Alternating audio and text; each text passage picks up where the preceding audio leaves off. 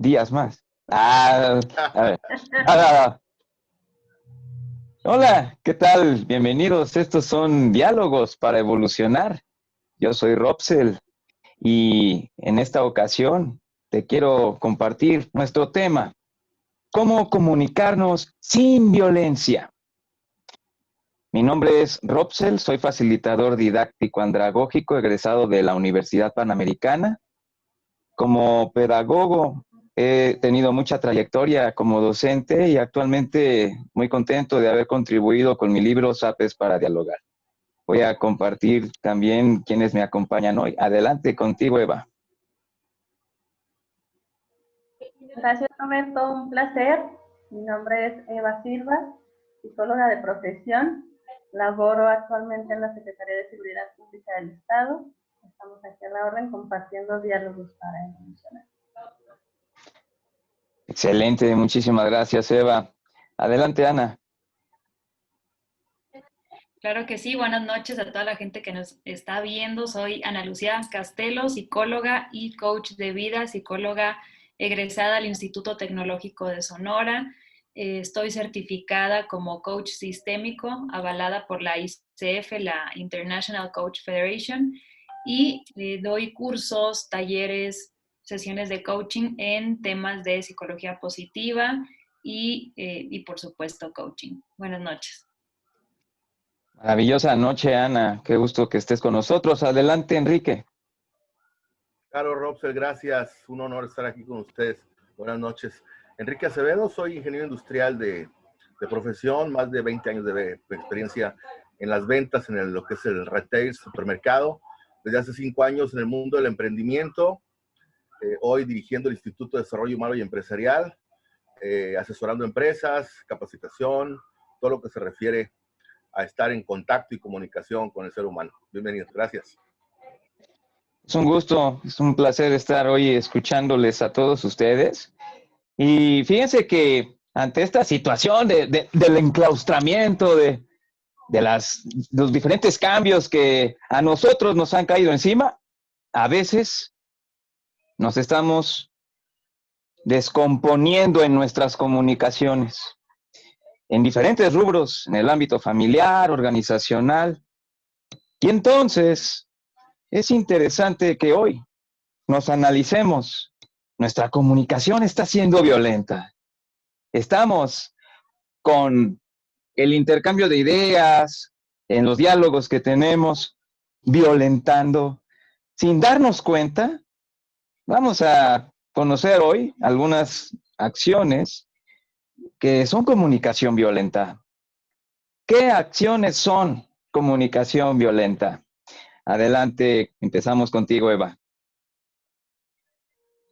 Gracias, Roberto. Mira, primero para empezar, entendamos por comunicación violenta toda aquella acción que da lugar a ofender, herir a los demás, ya sea de manera interna, de manera externa, lenguaje verbal o no verbal. Es siempre una comunicación violenta, herir y ofender al otro. Entonces, una acción violenta es la manera en la que cómo me estoy comunicando, cómo lo estoy proyectando. A lo mejor yo pienso que estoy tranquila, diciendo las cosas tranquilas, y lo puedo proyectar de manera hiriente en el lenguaje no verbal. Bien, muchas gracias. Así que en este sentido, de lo que comentas, tenemos la necesidad de calibrar a las otras personas en cómo están recibiendo nuestros mensajes para detectar si no estamos hiriendo al otro. Muchas gracias por comentar esto. También queremos preguntar, ¿qué acciones son comunicación violenta con Ana? Claro que sí, gracias. Yo me voy a centrar específicamente en el tipo de comunicación verbal. Si pensamos no verbal, ahí es muy amplio, ¿no? Hay muchas cosas no verbales que podemos recibir. Verbalmente tiene que ver con los estilos de respuesta. Y aquí hay dos rubros, activo, pasivo, o constructivo o destructivo. Y de estas dos rubros, pues se combinan y tenemos 4 estilos de respuesta. Activo constructivo, activo destructivo, pasivo constructivo y pasivo destructivo. Cuando tenemos uno de estos estilos de respuesta, pensemos activo constructivo. Te dan la noticia de una promoción en tu trabajo. ¡Ay, wow! Este activo constructivo te dice, ¡qué emoción! ¡Felicidades! ¿Cómo pasó? Cuéntamelo todo. ¿Cuándo empiezas? Ok, el activo destructivo, la persona que va a desvalidar todo. Bueno, ¿por qué? Porque no entiendo por qué estás tan emocionado. ¿Sabes la cantidad de trabajo que viene para ti? Ahora el pasivo constructivo. Le dices tu nueva noticia y tiene un apoyo silencioso. ¡Qué emoción! Estoy feliz por ti. Se acabó la conversación.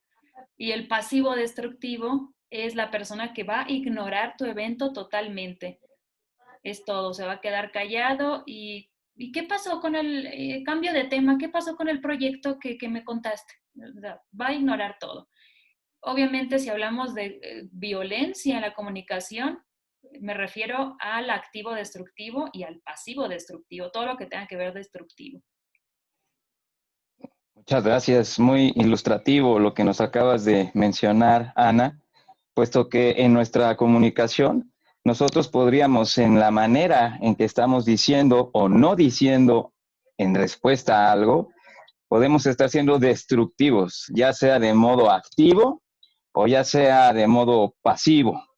Y es ahí donde sería interesante hacer un autoanálisis, cómo están siendo recibidas la emisión de nuestros mensajes, tanto verbales como no verbales, en el sentido de si están o no hiriendo.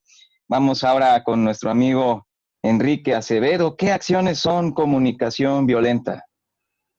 Fíjate, Robsel, amigos, sentándonos un poco en lo que estamos viviendo actualmente. Al inicio tú diste el ejemplo del confinamiento y eso realmente ha sido pues un ambiente en el que hemos estado que no estábamos acostumbrados y a final de cuentas trastoca pues ahora sí que nuestro ámbito normal, ¿sí?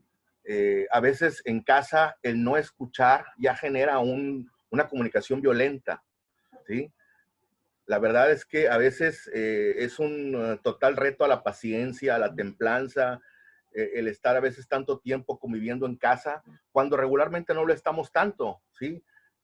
Y a veces tenemos ese tipo de momentos en el que, pues por estar tan concentrados en alguna cosa, estamos atendiendo otra, y ya genera un poco de descontento. Y hablaba Ana del lenguaje verbal, pues también el lenguaje no verbal cuenta mucho, ¿verdad?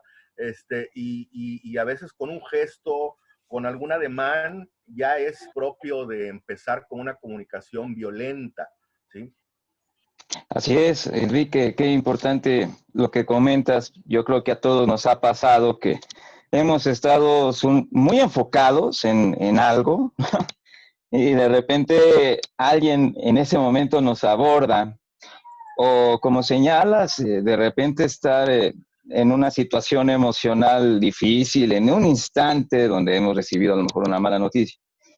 Y en ese momento, a lo mejor no estamos al 100% para emitir una comunicación que evite herir a los otros. Y aquí también el reto es para los receptores, en el sentido de que cada uno de ellos pues tenga esta comprensión hacia la otra persona, ya que ahorita todos requerimos una dosis de paciencia, de entendimiento ante las situaciones adversas que probablemente estamos atravesando.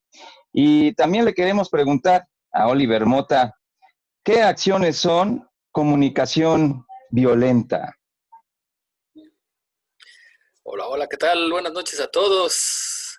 Buenas noches, Oliver.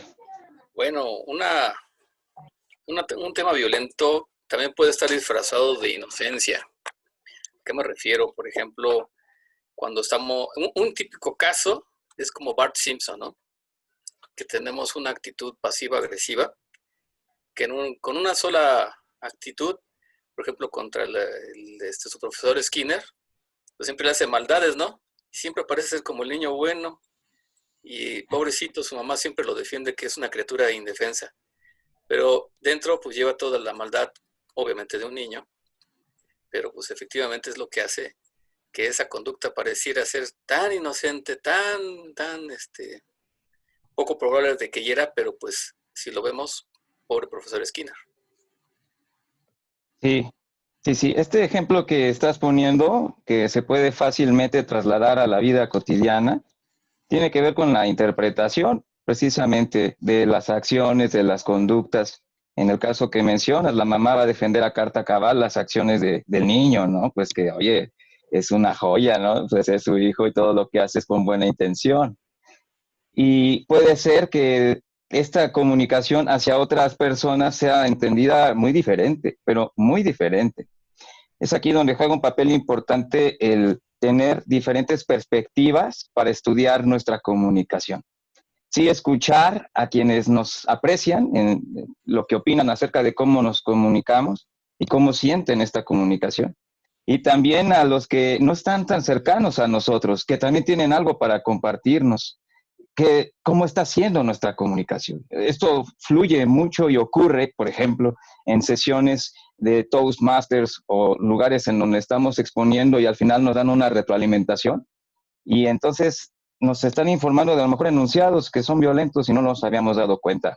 Bienvenida, Susana, qué gusto estar contigo en esta sesión. ¿Cómo estás? Bienvenida. Muchas gracias por invitarme. Una disculpa. Es un placer. El trabajo no me dejaba allá, pero ya estoy con ustedes. Eso es bueno. Y fíjate, Susana, que te tenemos una pregunta. ¿Qué acciones son comunicación violenta? Bueno, ¿qué acciones son comunicación violenta? A veces, acciones que podrían parecer muy simples al ojo humano van generando conductas reiterativas de un acto violento. Podría decirte que incluso en la vida de parejas, porque, bueno, en mi profesión soy abogada y me tocó en algún momento ver situaciones de derecho familiar. Empezaban desde un tonto, tonta de novios y eso va evolucionando a la relación. Y ya después es de empujones y ya después son malas palabras y ya después resultan en golpes y es cuando desgraciadamente tienen que consultar a un tercero, que sería un juez para la disolución de su vida en pareja. Y en muchos casos se llevan, como dice el dicho popularmente, entre los pies a seres inocentes como son los hijos que a veces son fruto de esas relaciones. Entonces, son pequeñas acciones que van evolucionando.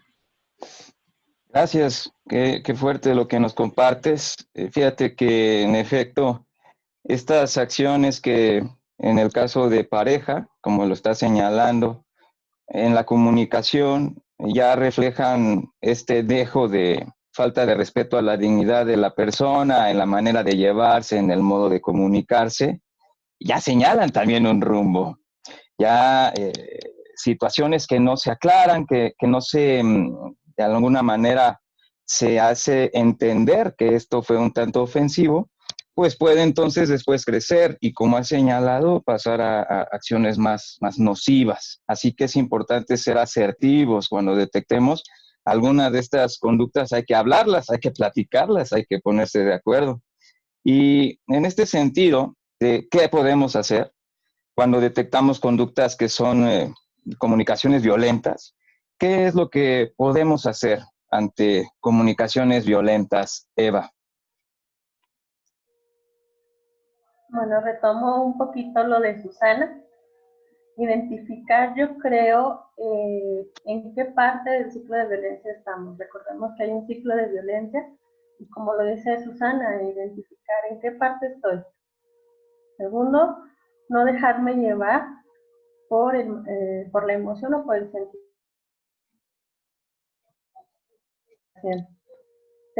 Tercero, comprender que la otra persona trae su historial y después no juzgar y empatizar. Ver qué acción puedo yo hacer para zafarme de ese ciclo de violencia. Muy bien. Esto que nos has comentado, tus puntos muy concretos y que nos invitan a la acción específica. Ciclo de violencia, hay momentos que se va evolucionando en una relación donde se está deviniendo en violencia. Hay que ubicar en dónde estamos y hacer un alto. Aplicar inteligencia emocional, esto que tú mencionas acerca de tener este autocontrol, esta autorregulación es importante, y saber que cada quien tiene su historia personal, evitar juzgar. Esto es una base de las relaciones humanas según el libro de Dale Carnegie, Cómo ganar amigos e influir en las personas, así se llama el libro. Y finalmente, empatizar. Muchas gracias, Eva. Pero también le preguntamos a Ana, ¿qué podemos hacer ante la comunicación violenta? Yo le quiero preguntar a la audiencia, si te tuvieras que comer tus palabras, ¿te envenenarías o te nutrirías? Quédense con eso. ¿Qué podemos hacer?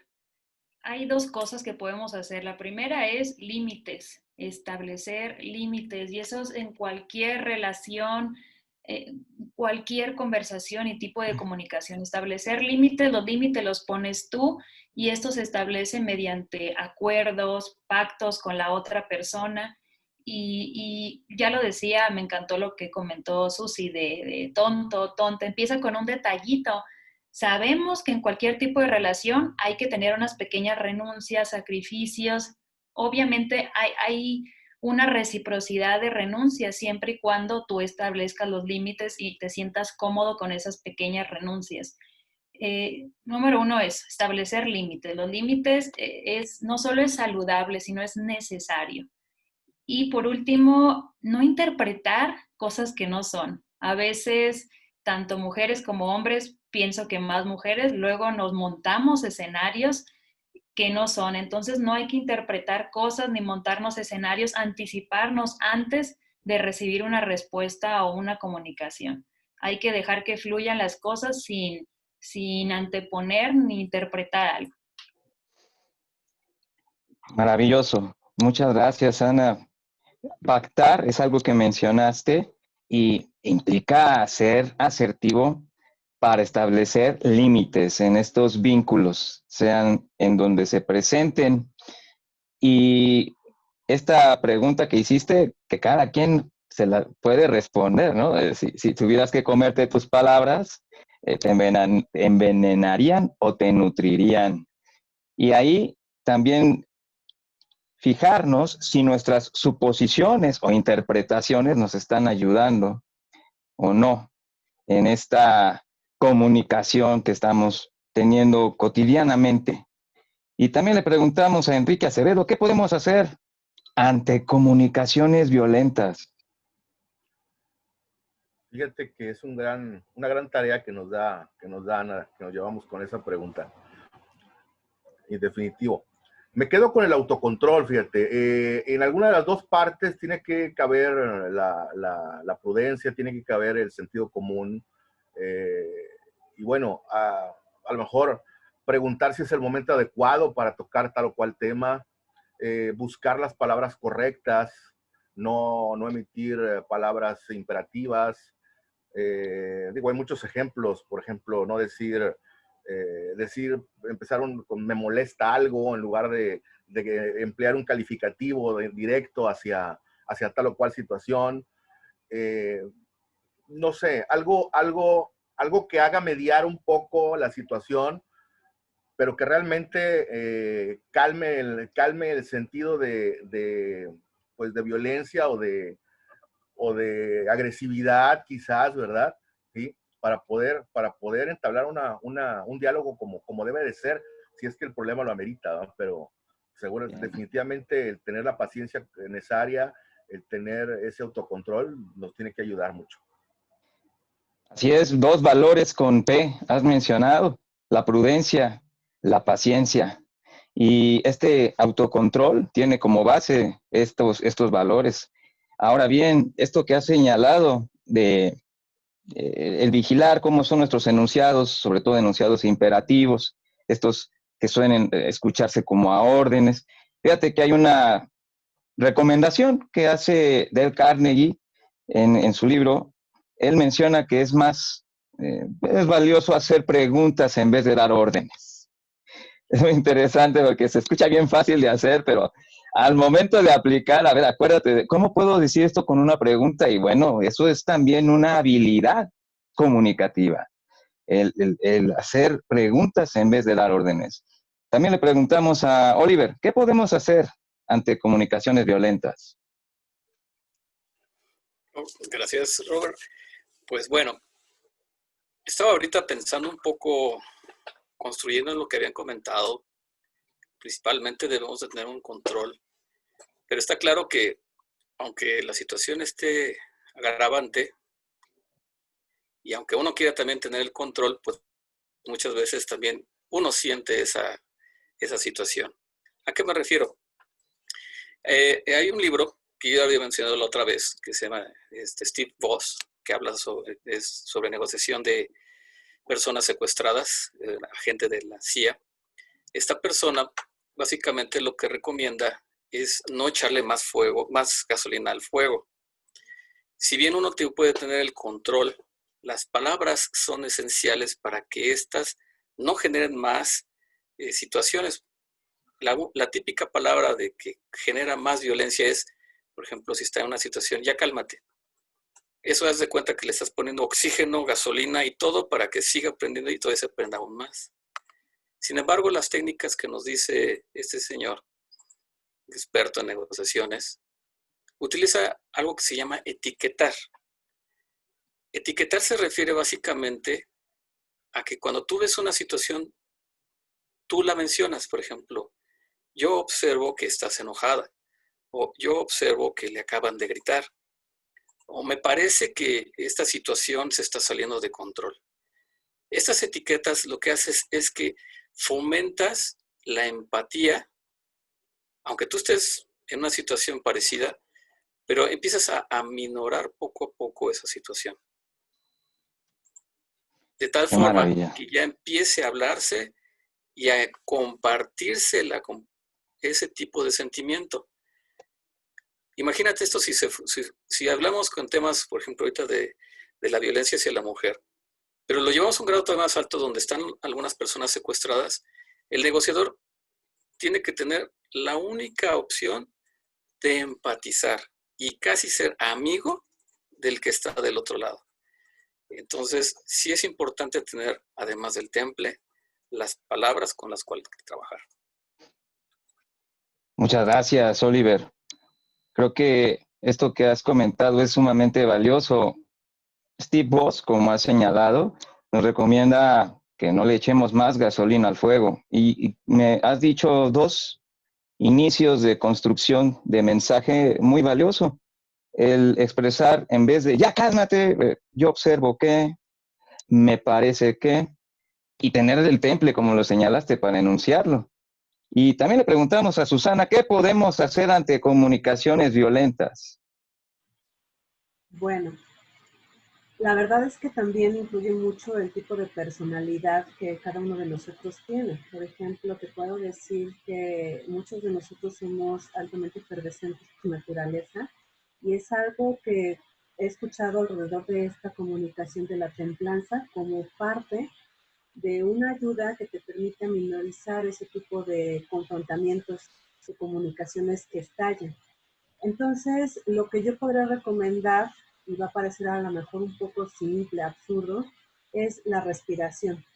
Porque de entrada, si no te detienes un momento a respirar, te puedo decir que lo primero que va a pasar es que vas a jalar el aire para hacer reactivo, abrir a lo mejor una comunicación no de la mejor forma como nos explicaba, por ejemplo, Oliver con estos datos que son muy buenos como para ir minorizando estas herramientas. Entonces, si no tienes un momento de decirte a ti mismo, calma, respirar, y entonces ahora sí, empezar a construir, va a ser muy difícil que puedas utilizar de la mejor forma posible cualquier herramienta que tengas a la mano.